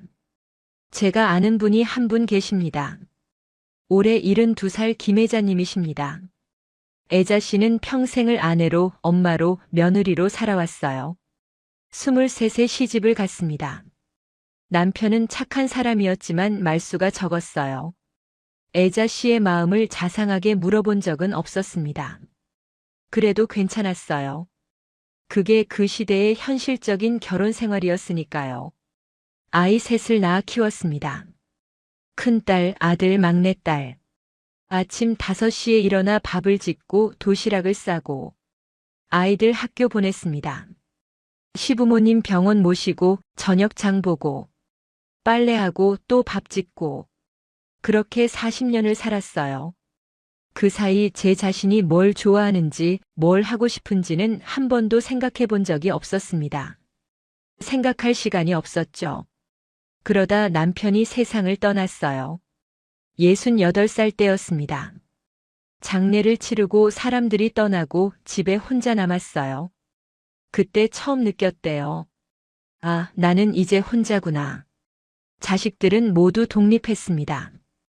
큰딸은 부산에, 아들은 수원에, 막내딸은 외국에 살고 있었어요. 가끔 전화가 왔습니다. 하지만 통화는 길지 않았어요. 엄마 잘 지내시죠? 몸 조심하세요. 그게 다였습니다. 애자 씨는 전화기를 내려놓고 빈 거실을 바라봤대요. TV는 켜져 있었지만 아무 소리도 들리지 않았습니다. 그날 밤 애자 씨는 이렇게 생각했습니다. 나는 평생 가족을 위해 살았는데 지금 이 순간 나는 누구를 위해 사는 걸까? 그 질문이 가슴을 무겁게 짓눌렀다고 합니다. 처음 몇 달은 정말 힘들었대요. 아침에 일어나도 할 일이 없었습니다. 밥을 해도 혼자 먹으니 맛이 없었어요. TV를 봐도 재미가 없었습니다. 가끔 자식들에게 전화를 걸었어요. 하지만 자주 걸면 부담스러워할까봐 일주일에 한 번만 걸었습니다. 통화는 늘 짧았어요. 엄마 지금 바빠서 나중에 다시 전화할게요. 전화를 끊고 나면 더 외로웠대요. 애자 씨는 이렇게 생각했습니다. 혼자 남겨진 내 인생은 이제 끝인가? 그런데 어느 날 우연히 동네 도서관에 갔어요. 자식이 사준 책을 반납하러 간 길이었습니다. 도서관은 조용했어요. 햇빛이 창문으로 들어와 책장을 비추고 있었습니다. 애자 씨는 책장 사이를 천천히 걸었어요. 그러다 한 권의 책을 꺼냈습니다. 제목은 기억나지 않지만 내용은 기억해요. 노년은 끝이 아니라 시작이다. 그 문장을 읽는 순간 애자 씨의 가슴 속에서 무언가가 뜨거운 느낌으로 움직였대요. 그래, 나는 아직 살아있잖아. 그날부터 애자 씨의 인생이 조금씩 달라지기 시작했습니다. 애자 씨는 작은 결심을 했어요. 이제 남은 인생만큼은 내가 결정하고 살고 싶다. 그 결심은 거창한 게 아니었습니다. 아주 작은 것부터 시작했어요. 첫째, 아침에 일어나는 시간을 스스로 정했습니다. 평생 5시에 일어났지만 이제는 6시에 일어나기로 했어요. 1시간이지만 그 1시간이 자유였습니다. 둘째, 밥을 간단하게 먹기로 했어요. 평생 남을 위해 정성껏 밥을 차렸지만 이제는 혼자니까 편하게 먹기로 했습니다. 김치찌개 한 그릇, 계란 한 알, 그게 전부였어요. 그런데 이상하게도 그 밥이 더 편했대요. 셋째, 전화를 기다리지 않기로 했습니다. 자식이 전화하면 받고 안 하면 안 받기로 했어요. 대신 혼자 산책을 나갔습니다. 동네 공원을 천천히 걸었어요. 그렇게 몇 달이 지났습니다. 그런데 놀라운 일이 일어났어요. 애자 씨는 더 이상 외롭지 않았대요. 아니, 정확히 말하면 외로움의 종류가 달라졌다고 합니다. 전에는 나는 버림받았다는 외로움이었어요. 하지만 이제는 나는 혼자다는 외로움이었습니다. 그 둘은 완전히 달랐어요. 버림받은 건 상처입니다. 하지만 혼자인 건 선택이에요. 애자 씨는 깨달았습니다. 혼자 사는 건 실패가 아니구나. 이건 내가 선택한 삶이구나. 그 깨달음 이후 애자 씨의 하루가 달라졌어요. 여러분, 잠시 멈추고 솔직하게 생각해 보실래요? 혼자 산다는 것, 그게 정말 불행일까요? 우리는 평생 이렇게 배워왔습니다. 가족이 있어야 행복하다. 혼자 늙으면 불쌍하다. 자식이 없으면 외롭다. 하지만 저는 오늘 조금 다른 이야기를 하고 싶어요. 혼자 사는 노년이 오히려 축복일 수 있다는 이야기입니다. 지금부터 5가지 이유를 간단히 말씀드릴게요. 첫 번째, 누구 눈치도 안 보는 삶입니다. 애자 씨는 요즘 매일 아침 6시 반에 일어나요. 일어나서 창문을 엽니다. 아침 공기가 들어와요. 커피를 한 잔 내립니다. 그리고 창가에 앉아서 아무 생각 없이 커피를 마셔요. 아무도 재촉하지 않습니다. 아무도 밥은 언제 차려요? 하고 묻지 않아요. 평생 누군가의 시간표에 맞춰 살았지만 이제는 다릅니다. 아침에 일어나는 시간, 식사하는 시간, 잠드는 시간 모두 스스로 정해요. 작은 일입니다. 하지만 그 작은 일이 인생을 바꿔요. 설명하지 않아도 되는 하루, 눈치 보지 않아도 되는 시간, 그게 혼자 사는 삶의 첫 번째 축복입니다. 두 번째, 내 인생의 주도권을 되찾는 거예요. 애자 씨는 요즘 일주일에 2번 동네 문화센터에서 서예를 배웁니다.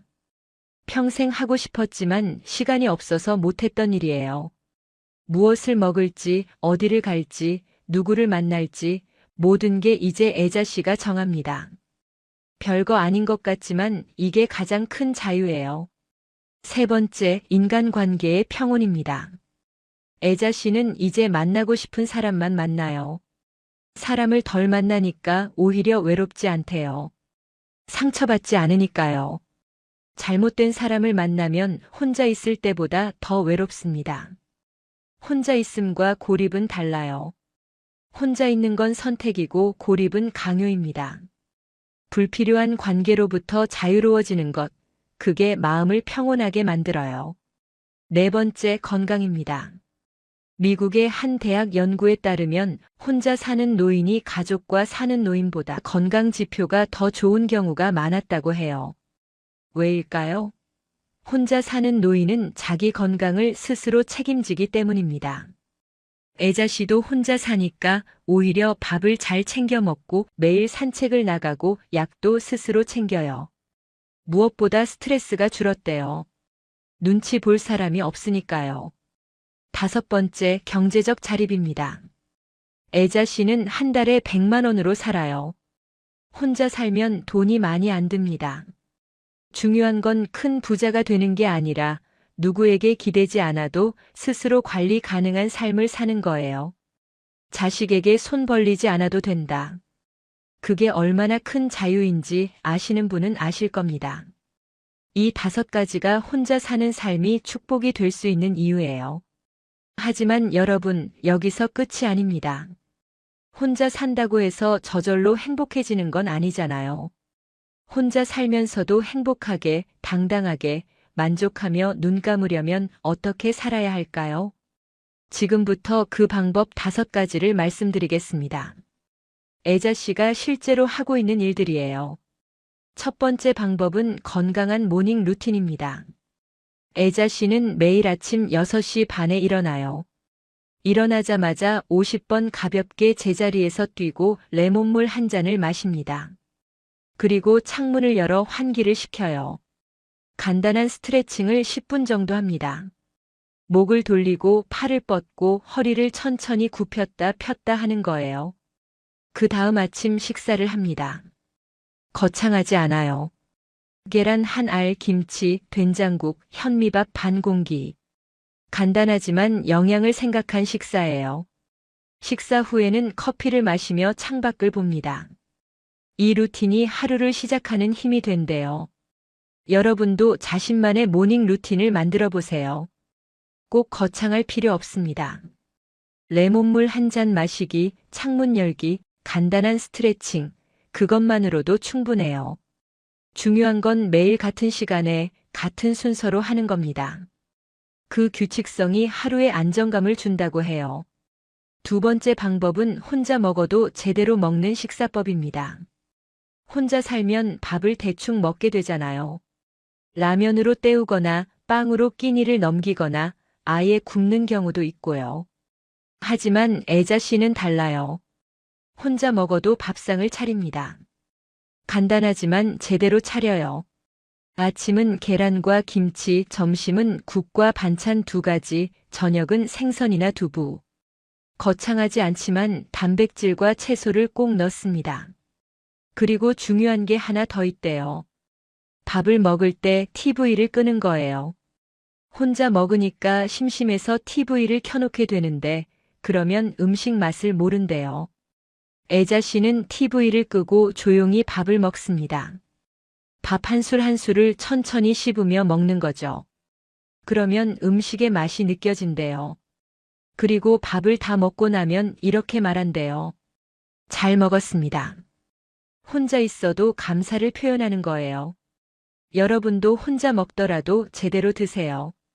그게 자신을 존중하는 첫 번째 방법입니다. 세 번째 방법은 감사일기 쓰기예요. 애자 씨는 매일 저녁 잠들기 전에 공책을 꺼낸대요.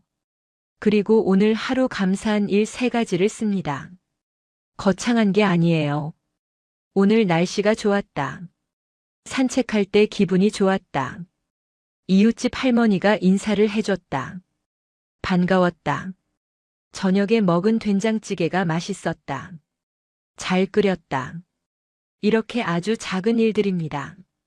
처음에는 감사할 게 없다고 생각했대요.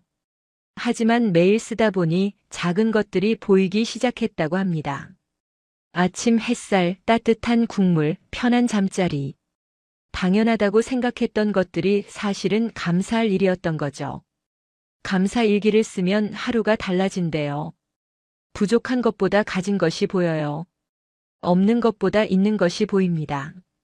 그러면 마음이 평온해진대요. 여러분도 오늘부터 시작해보세요. 공책 한 권 준비하시고 매일 저녁 감사한 일 3가지만 쓰시면 됩니다. 한 달만 해보세요. 분명히 마음이 달라질 거예요. 네 번째 방법은 취미 활동입니다. 애자 씨는 일주일에 2번 서예를 배우고 1번은 도서관에 가서 책을 읽어요. 취미가 있으면 하루에 기다림이 생긴대요. 수요일에 서예 수업이 있어. 그 생각만으로도 월요일과 화요일을 견딜 수 있다고 합니다. 취미는 꼭 배우는 것일 필요는 없어요. 뜨개질을 하셔도 되고, 그림을 그리셔도 되고, 노래를 부르셔도 되고, 걷기를 하셔도 됩니다. 중요한 건 내가 좋아하는 일을 하는 거예요. 다른 사람이 뭐라 하든 내가 좋으면 돼요. 애자 씨는 말합니다. 서예를 배우면서 처음으로 느꼈어요.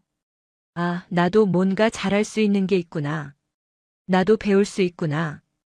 평생 누군가를 돌보기만 했던 애자 씨가 처음으로 자신을 위해 무언가를 배우는 겁니다. 그게 얼마나 큰 기쁨인지 모른대요. 여러분도 취미를 시작하고 싶으세요? 생각나는 게 있다면 하나 만들어 보세요. 거창할 필요 없습니다. 작은 것부터 시작하세요. 5번째 방법은 규칙적인 산책이에요. 애자 씨는 매일 오후 3시에 산책을 나갑니다. 비가 오나 눈이 오나 가능한 한 매일 나간대요. 동네 공원을 한 바퀴 도는데 30분 정도 걸려요. 걸으면서 애자 씨는 주변을 관찰합니다. 오늘은 은행나무 잎이 노랗게 물들었구나. 저 벤치에 앉아있는 할아버지는 매일 같은 시간에 오시는구나. 저 강아지는 오늘도 주인을 졸졸 따라다니는구나. 걸으면서 보는 풍경이 하루를 풍요롭게 만든대요. 그리고 걷는 것 자체가 건강에 좋잖아요. 다리 근육이 유지되고 혈액순환이 좋아지고 머리가 맑아집니다. 무엇보다 집에만 있으면 우울해지는데 밖에 나가면 기분이 달라진대요. 햇빛을 쏘이는 것만으로도 기분이 좋아진다고 해요. 애자 씨는 산책을 하루의 중심으로 삼습니다. 아침에 일어나면 생각한대요. 오늘도 오후에 산책을 나가야지. 그 생각이 하루를 지탱한대요. 여러분도 규칙적으로 산책하세요. 매일 같은 시간에 같은 길을 걸으시면 됩니다. 그 규칙성이 삶의 리듬을 만들어요. 이 5가지가 애자 씨가 실천하는 혼자 살면서도 행복하게 사는 방법입니다. 거창하지 않아요. 아주 작고 일상적인 일들이죠. 하지만 이 작은 일들이 모여서 하루를 만들고 한 달을 만들고 1년을 만듭니다. 그리고 결국 인생을 만들어요. 여러분, 여기까지 들으시면서 이런 생각하셨을지도 몰라요. 그래도 혼자 사는 건 외로운 거 아닌가요? 맞습니다. 외로워요. 하지만 중요한 질문이 있습니다. 외로움은 나쁜 건가요? 우리는 평생 외로움을 피하려고 살았잖아요. 혼자 있으면 안 된다고 배웠습니다. 누군가와 함께 있어야 한다고 믿었어요. 하지만 저는 오늘 조금 다르게 말씀드리고 싶습니다. 외로움은 나쁜 게 아니에요. 외로움은 인간의 본질입니다. 우리는 결국 혼자 태어나서 혼자 살다가 혼자 떠나요. 조선시대의 학자 정약용은 이런 뜻의 말을 남겼습니다. 사람은 혼자 와서 혼자 간다. 그 사이의 시간을 어떻게 사느냐가 중요하다고요. 그렇습니다. 중요한 건 혼자냐 아니냐가 아니에요. 중요한 건 그 시간을 어떻게 사느냐입니다. 애자 씨는 이제 알아요. 혼자 사는 삶이 외로운 게 아니라 혼자여도 무너지지 않는 삶이 완성이라는 걸요. 독일의 철학자 쇼펜하우어는 이렇게 말했습니다. 홀로 있을 수 있는 사람만이 진정으로 자유롭다. 그 말이 무슨 뜻일까요? 함께 있어야만 행복한 사람은 결국 다른 사람에게 의존하는 삶이에요. 그 사람이 떠나면 무너집니다. 하지만 혼자 있어도 괜찮은 사람은 누구에게도 의존하지 않아요. 그래서 자유로운 겁니다. 애자 씨는 이제 자유롭습니다. 자식이 전화하지 않아도 괜찮아요. 친구가 안 만나줘도 괜찮습니다. 혼자 있어도 괜찮아요. 왜냐하면 애자 씨는 이제 자기 자신과 함께 있는 법을 알거든요. 여러분, 이런 질문 해보신 적 있으세요? 나는 나 자신과 친한가? 많은 분들이 이렇게 대답하실 겁니다. 글쎄요, 생각해 본 적이 없어요. 우리는 평생 다른 사람과 친해지려고 애썼잖아요. 하지만 정작 나 자신과는 친해지지 않았습니다. 그래서 혼자 있으면 외로운 거예요. 나 자신이 낯설거든요. 하지만 혼자 사는 삶은 나 자신과 친해지는 시간입니다. 애자 씨는 이제 자기 자신을 알아요. 아침에 뭘 먹고 싶은지, 오후에 뭘 하고 싶은지, 저녁에 어떤 기분인지 모두 압니다. 그래서 혼자 있어도 외롭지 않은 거예요. 혼자 사는 삶은 실패가 아닙니다. 혼자 사는 삶은 완성이에요. 인생은 결국 혼자 떠나는 길입니다. 중요한 건 혼자 남았는가가 아니라 혼자여도 무너지지 않는가예요. 그리고 그 힘은 다른 사람이 주는 게 아닙니다. 스스로 만드는 거예요. 여러분, 여기까지 들으시면서 어떤 생각이 드셨어요? 잠시 멈추고 스스로에게 질문해 보실래요? 나는 지금 혼자 있는 시간이 두렵습니까? 아니면 누군가와 함께 있어도 외롭습니까? 만약 후자라면 그건 진짜 외로움입니다. 가장 외로운 건 혼자 있을 때가 아니에요. 가장 외로운 건 함께 있는데도 혼자라고 느낄 때입니다. 애자 씨가 그랬어요. 가족이 있을 때 오히려 더 외로웠대요. 말을 해도 들어주지 않고 존재해도 보이지 않고 함께 있어도 혼자였습니다. 하지만 지금은 달라요. 진짜 혼자지만 외롭지 않습니다. 왜냐하면 스스로와 함께 있거든요. 여러분께 한 가지 더 질문 드릴게요. 만약 내일 하루를 온전히 나를 위해 써도 된다면 무엇을 하고 싶으세요? 생각해 보세요. 아무 눈치도 안 보고, 아무 설명도 안 하고, 오직 나를 위한 하루. 뭘 하고 싶으세요? 많은 분들이 빨리 대답하지 못하십니다. 왜냐하면 평생 그런 질문을 자신에게 해본 적이 없거든요. 하지만 그 질문에 답할 수 있을 때 비로소 우리는 자유로워집니다. 애자 씨는 이제 답을 알아요. 나는 아침에 천천히 커피를 마시고 오후에 책을 읽고 저녁에 공원을 산책하고 싶다. 아주 간단하죠? 하지만 그게 애자 씨의 행복입니다. 여러분의 답은 무엇인가요? 애자 씨는 요즘 이렇게 말합니다. 나는 이제 두렵지 않아요.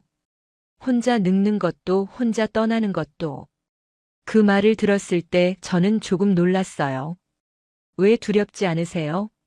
애자 씨는 웃으며 말했습니다. 혼자 떠나는 게 아니라 내 인생을 다 살고 떠나는 거니까요. 그 말이 가슴에 남았어요. 우리는 흔히 이렇게 생각하잖아요. 혼자 늙고 혼자 떠나면 불쌍하다. 하지만 애자 씨는 다르게 생각합니다. 혼자 늙고 혼자 떠나는 게 아니라 내 인생을 내가 완성하고 떠나는 거다. 그 차이가 모든 걸 바꿔요. 인생은 결국 혼자 떠나는 길입니다. 누구도 함께 갈 수 없어요. 중요한 건 떠날 때 후회하지 않는 겁니다. 나는 내가 원하는 대로 살았다.